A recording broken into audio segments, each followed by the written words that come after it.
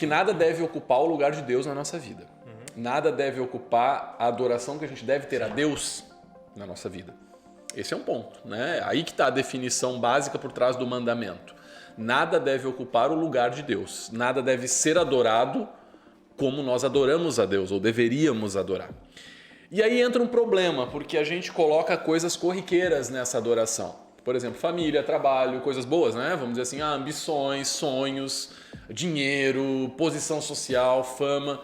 Tem N coisas que podem ocupar esse lugar de Deus e podem ser, entre aspas, o nosso ídolo, se a gente colocar ampliando isso.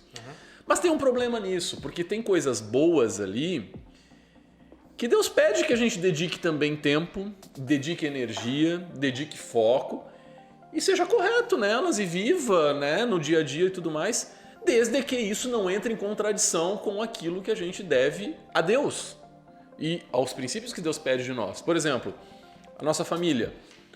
Cara, a minha família, às vezes a gente ouve, né? Não pode ocupar o lugar que é de Deus.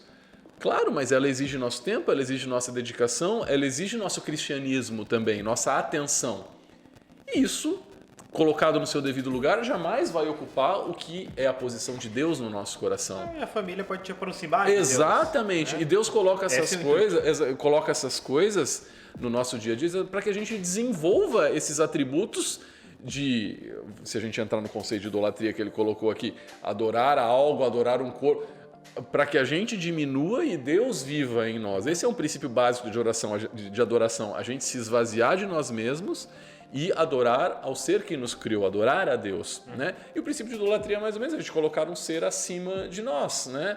Então essa questão de familiar, essa questão de trabalho também, por que não, de ser honesto naquilo que a gente luta para ter, na maneira como a gente lida com o nosso dinheiro, por exemplo, que pode ser um ídolo também, né? Mas na maneira como a gente usa isso para abençoar outras pessoas, outras causas, de repente, né?